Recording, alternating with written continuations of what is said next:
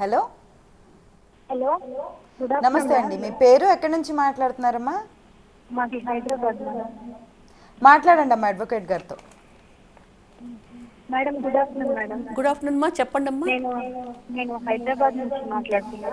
నా చెప్పండి. పేరు సిరివల్లి.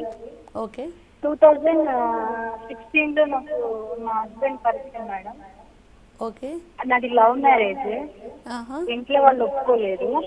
ఓకే అయితే ఇంక ఈ అబ్బాయి నన్ను లేపుకొని వచ్చి పెళ్లి చేస్తున్నాడు మేడం టెంపుల్లో. ఓకే నాకు ఇద్దరు పిల్లలు. ఓకే అయితే నాకు ఫస్ట్ పాప పుట్టిన ఒక 3 years కి నాకు తెలిసింది ఏంటంటే మా ఆయనకి వేరే వాళ్ళు ఉన్నారు అని తెలిసింది. అంటే వేరే వాళ్ళ అమ్మ లేదా అంతకుముందు మ్యారేజ్ అయ్యిందని తెలిసిందా? అంటే ఆ అబ్బాయికి ఫస్ట్ టైం కేసు అయిందంట. ఆ కేసులో ఈ అమ్మాయిని తీసుకొని వెళ్ళి పెళ్లి చేసుకున్నాడంట. అంటే ఈ అమ్మాయిని కూడా 10 మందిలో పెళ్లి చేసుకోలేదు. టెంపుల్ ఓకే తీసుకెళ్లి పెళ్లి చేసుకొని ఆ కేసు అంటే ఆ కేసు పోవడానికి ఈమె ఎవిడెన్స్ చూపించాడంట. ఆ ఈమెను కేసు పెళ్లి నుంచి చేసుకున్నాడు. బయటపడడానికి ఆవిడని పెళ్లి చేసుకున్నారనమాట. అవును మేడం. ఓకే ఆల్రెడీ చెప్పండి. అది వాళ్ళ విలేజ్ లో. మేము ఉండేది ఇప్పుడు వరంగల్. ఈ ఓకే అబ్బాయిది ఓకే హైదరాబాద్ లో ఉంటారు వీళ్ళు. ఓకే అక్కడ వరంగల్ అమ్మాయి కేసు పెడితే ఇక్కడ ఆ అమ్మాయిది కూడా విజయవాడ. ఇప్పుడు ఇంకో అమ్మాయి ఉన్నది. ఆ ఓకే అమ్మాయిని చేసుకొని వరంగల్ కి తీసుకెళ్లి ఆల్రెడీ పెళ్ళైందని ఆ కేసు కొట్టేపించుకున్నాడు అబ్బాయి. ఓకే అది అర్థమైంది. నాకు తెలియదు మేడం. ఓకే అయితే ఇంక ఈ అబ్బాయి అప్పటికి నేను ఉంటానే ఉన్నా తనతో. ఓకే అప్పుడు నాకు ఒక ఫస్ట్ ప్రెగ్నెంట్ ఒక 2 ప్రెగ్నెన్సీ తీపిచ్చాడు. ఆహా ఇప్పుడే వద్దు, ఇంట్లో వాళ్ళు ఒప్పుకోవట్లేదు కదా అని ఒక ఓకే రూమ్ తీసుకొని పెట్టి ఇంక నాతో యథావిధిగానే సంసారం చేస్తున్నాడు. ఓకే నాకు ఒక పాప పుట్టిన 3 years కి నాకు తెలిసింది మేడం. ఓకే ఇప్పుడు ఎట్లా తెలిసాక ఇప్పుడు నేను ఏంటమ్మా మీ మేడం పరిస్థితి ఏంటి? మీ భర్త మీతో ఉన్నాడా లేరా ఇప్పుడు? ఉంటున్నాడు మేడం. నాకు తెలిసాక నేను కేసు పెట్టాను ఇక్కడ ఉన్న దగ్గర, ఓకే నేనున్న సర్కిల్లో. ఓకే కేసు పెడితే అక్కడ వాళ్ళు చెప్పింది ఏంటంటే స్టేషన్ లో వాళ్ళు మరి ఎలా మాట్లాడుకున్నారో తెలీదు. 3 days రమ్మని చెప్పారు. ఇటు ఉంటామని నేను ఇద్దరు సైడ్ ఉంటాను. ఆ అమ్మాయితో ఉంటా, ఈ అమ్మాయితో ఉంటా. అటు 15 days ఇటు 15 days ఉంటానని చెప్పాడు మేడం. ఓకే అక్కడ చెప్తే అక్కడ నేను ఒప్పుకోలేదు. నేనే ఓకే పక్కకి వెళ్ళిపోతాను, నాకు విడాకులు ఇచ్చేసి ఆమెతో ఉండు అని చెప్పాను. ఓకే దానికి ఎలా పాసిబుల్ అవుతుంది మేడం? ఇప్పుడు ఎటు చేసుకోలేని పరిస్థితిలో ఉన్నా నేను. ఆయన ఏం నాకు ఒక చేస్తారమ్మా? పాప ఒక బాబు మేడం. ఇప్పుడు ప్రెసెంట్ 8 months కన్సీతో ఉన్నా నేను ఇప్పుడు. ఇప్పుడు ఆయన ఏం చేస్తారమ్మా? ఉద్యోగం ఉందా మీ హస్బెండ్కి? మేడం హస్బెండ్కి ఉద్యోగం ఉందమ్మా? అర్థం కాలేదు మేడం. ఉద్యోగం ఉందా? నీ భర్త ఉద్యోగం చేస్తున్నారా? ఉంది మేడం. డ్రైవర్ ఒక MD దగ్గర చేస్తారు తను. ఓకే ఓకే ఓకే ఒకటమ్మా ఇక్కడ ఇప్పుడు చెప్పండి చెప్పండి.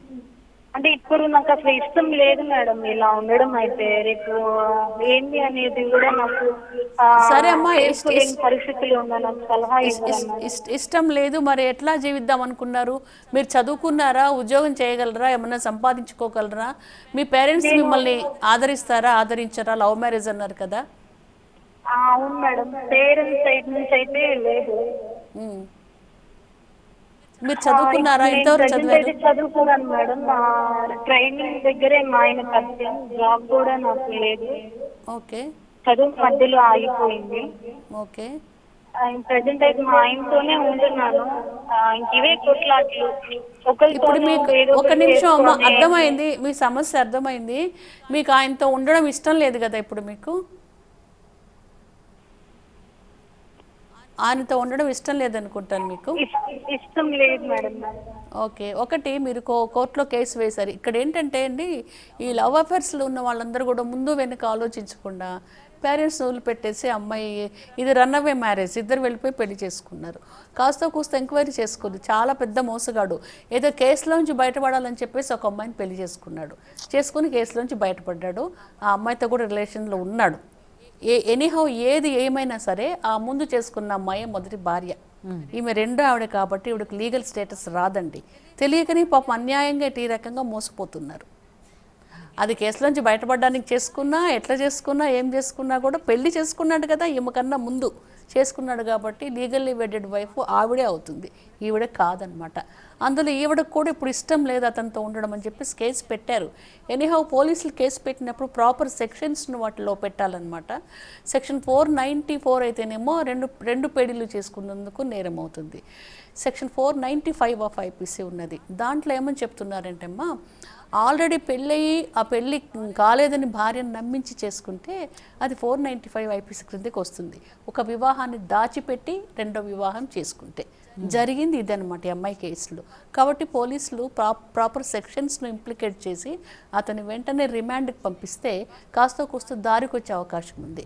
ఒకవేళ దారికి వచ్చినా రాకపోయినా కూడా ఈ అమ్మాయికి కూడా ఇష్టం లేదు కాబట్టి ఈ అమ్మాయికి ఏదన్నా మనీ పరంగా అమ్మాయికి ఏదైనా ఇచ్చి, ఇప్పుడు మనం మాట్లాడుకున్నాం భరణం గురించి, అలాంటి భరణం ఇచ్చి పాపం ఇద్దరు పసిపిల్లలు ఉన్నారు, మరి ఆ పిల్లల్ని ఒక దారి చేయాలి కదమ్మా. వాళ్ళకి ఏదైనా డబ్బో లేకపోతే ఏదైనా ఆస్తిపాస్తులు అప్పచెప్పి వీళ్ళు చక్కగా విడిపోతే బాగుంటుంది తప్ప ఇలాంటి రెండు పడవల పైన కాళ్ళు వేస్తే ఆఖరికి ఇద్దరు కూడా అన్యాయం అయిపోతారు, పిల్లల తల్లి కూడా అన్యాయం అయిపోతారు. అదనమాట. అందుకని అమ్మ పోలీస్ స్టేషన్లో ఆ కేసుని మీరు నడుపుకునే ప్రయత్నం చేయండి. ఆయనకు ఆల్రెడీ పెళ్ళైన విషయాన్ని దాచిపెట్టి మిమ్మల్ని పెళ్లి చేసుకున్నాడు కాబట్టి సెక్షన్ 495 ఆఫ్ ఐపీసీ క్రింద కేసు బుక్ చేయమని చెప్పేసి అడగండి. మీరు మెయింటెనెన్స్ కూడా వేసుకోండి, మీకు మీ పిల్లలకి వేసుకోండి. ఎందుకంటే మిమ్మల్ని కూడా మామూలుగా మ్యారేజ్ చేసుకున్నాడు కాబట్టి చూద్దాం కోర్టు వాళ్ళు ఎలాంటి డెసిషన్ తీసుకుంటారో.